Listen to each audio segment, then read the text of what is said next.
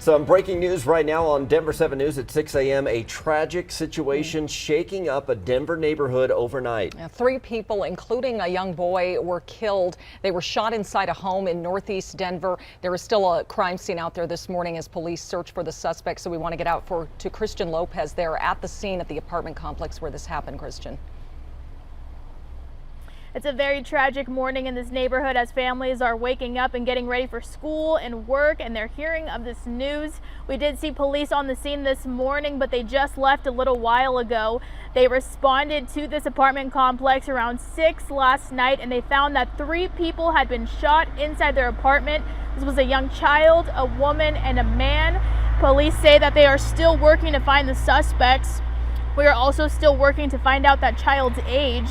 The victims were found inside an apartment here at the East Range Crossings apartment complex, and officials are still working to gather evidence, interview witnesses, and try to find the suspect or suspects responsible for the shooting. We will continue to follow this and bring you the latest as we continue to learn more this morning. Live in Denver, I'm Christian Lopez, Denver 7.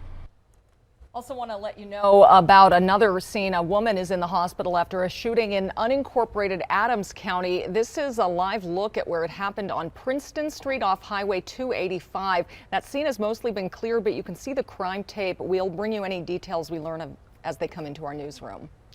We're also working to learn more after Evans police shot and killed a suspect. The city of Greeley says officers were called out to a home near 37th Street in Palermo yesterday because of a suspicious person. That person was armed and refused to follow police commands. Initially, police used less lethal munitions, but then an officer shot the person and they later died at the hospital. It's not clear why that use of force escalated right now. Police have not identified the suspect. Switching gears now, let's give you some better news here to start your day. As a live look from our Lookout Mountain camera shows some blue skies and a nice sunrise all ready to start our Wednesday. But it's been so dry. April, Lisa, we haven't had any snow really. I mean, down here, barely just a little there. Denver Post reporting driest in 59 years. Yeah, a trace of snow recorded out at the airport. Okay. That adds up to 1/100th of an inch of precipitation. That's nothing, yeah. Normally here in April, we see about 8.8 inches, just under 9 inches of snow officially out at the airport. We're going to get a few showers today, very little rain expected. I'll show you that here in just a minute, but yeah, you're right. It has been dry. And you saw from that shot there, we do have a little bit of high cloud cover out there this morning. We'll be under a partly sunny sky today, and those temperatures are going to warm. In fact, right now starting off in the 40s and even some 50s in some neighborhoods. 50 degrees in Denver right now. Winds are west at about 10 to 12 miles per hour. It's been nice that it's been calmer, which has been good. That's kept our fire danger down a bit, but today is still going to be warm, low to mid 70s with a few spotty showers rolling off the foothills by early afternoon. We'll talk more about that coming up here in just a few minutes. Boulder 72, Highlands Ranch 75. Tomorrow's going to be even warmer and drier. I'll show you that, plus when we have a better chance of maybe seeing a little bit of rain and maybe even a little bit of snow in spots, Jason, this weekend. We have 2 major problems. One is on I-70, and right now I'm not seeing any traffic moving on I-70 on the westbound side going after the tunnel over to I-25. We'll take a look at that in just a second. Air Tracker 7 is over this situation on I-76, where it's closed down right here at Highway 85 trying to get to 96th Avenue. From Air Tracker 7, you can actually see this car that came off of the roadway, and it's significantly damaged. I do not have any information about how many people were in the car or how badly they were hurt here, but obviously with this investigation going on, as you take a look at the map, that section is closed down, so those folks are going up to 104 turning around and coming back, or going to Brighton Road to come back. It'd be a lot faster to use Highway 2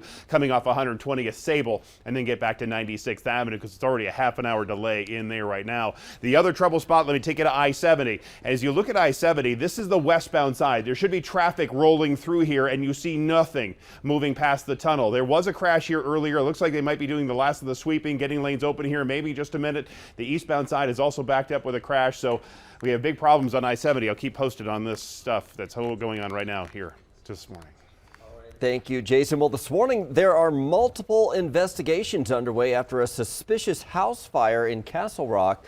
One person was found dead in the home and another is in the hospital this morning. Denver 7's Veronica Acosta joins us live from Castle Rock. And Veronica, investigators call it suspicious, but neighbors in this quiet neighborhood don't know what to think.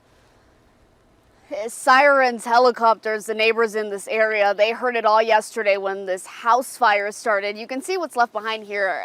The caution tape around the home. You can even see the marks of the fire out of one of those windows here off the side of the home. Some of those neighbors did come out of their homes immediately to see what was happening yesterday. Others, as you can imagine, they were texting each other back and forth, trying to figure out what was going on. When they eventually did come outside, they saw this. Take a look at this video. Castle Rock police say one person did die in the fire. They're calling that death suspicious. A separate person was taken to the hospital with non-life-threatening injuries. Several dogs also rescued from the home. Neighbors told us they'd never seen anything like this in this neighborhood. They were truly shocked. Everybody knows everybody. I know some of the people that live on this block, and so we want to make sure everyone's safe. And Castle Rock police say they are not only investigating that death, but they are also investigating the fire and how it started. Right now, they say there's no threat to the public. We're live in Castle Rock this morning. I'm Veronica Acosta, Denver 7. Thank you, Veronica. A new report finds almost all of the homeowners impacted by the Marshall Fire were underinsured. The Colorado Division of Insurance says only 8% of the homeowners who lost their homes had full replacement insurance coverage. That just is 76 of the 951 homes deemed total losses. The Division of Insurance will hold a town hall on May 16th to talk to homeowners about the next steps in the process for those who are underinsured. The investigation into the fire that broke out in Monte Vista, Colorado, is expected to take several more weeks. 6 families were displaced by that wind-driven fire last week. 15 buildings, including some houses and outbuildings, were damaged or destroyed. Investigators do not believe the fire was intentionally set. Well, it is hard to forget these images from last summer. A massive mudslide spilling onto I-70 through Glenwood Canyon. It caused major detours around the interstate for weeks. Well, now CDOT is putting into place proactive measures if something like this should happen again. It includes constructing new bathtub-like features along the side of the road. It's basically you dig a hole before the road or a culvert so it allows the debris to come down, because the main thing with these debris flows, it's not just water. It's a whole lot of mud mixed in, rocks, trees, all the stuff that plugs a culvert. Yeah, CDOT says more than $20 million have already been spent to reopen I-70, along with the ongoing engineering contracts. The majority of that cost has been paid for by the Federal Highway Administration. We have comprehensive 360 in-depth coverage on how prepared our state is for future wildfires right now on thedenverchannel.com. It is do or die for the Nuggets. The team is back in San Francisco tonight for Game 5 against the Warriors. Yeah, now or never. If they lose, it is over tonight. But the team has come back from being down 3-1 twice in the playoffs. It was 2 years ago they won their series over the Jazz and the Clippers. And the Nuggets have beaten the Warriors twice at the Chase Center during the regular season this year. So we know it can be done. And if they win, it comes back to Ball Arena for Game 6. So tip-off tonight is at 8 p.m. Lisa. I don't know if I can watch. I don't know if I can. I'll be too nervous. Now it's just about 6:09. It's going to be a beautiful day today. We do have a little high cloud cover rolling in. A mild start, though, at the bus stop. Your kids could get away with just a light sweatshirt. We're going to be, again, some T-shirt and shorts weather this afternoon. By the time they get home, right around 70, we may see a spotty shower or two. It's about a 20% chance. I'll show you that coming up here in just a few minutes, and where we may see a little severe weather today, Jason, in just a few. And just a few minutes ago, I told you about I-70 and how it was being held right there at the tunnel trying to get to I-25. All lanes on the westbound side are now open, but the eastbound side, we still have some flashing lights in here trying to get past the Purina plant. So still some pretty big delays. We'll take a look at the travel times here, as well as the issue up on I-76 coming out of Brighton and why that's still closed at Highway 85.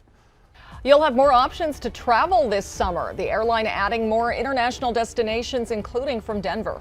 Plus, before you woke up this morning, a historic space launch. Freedom soars and the dragon flies forth. There goes carrying a Colorado astronaut, making history as she heads to the ISS.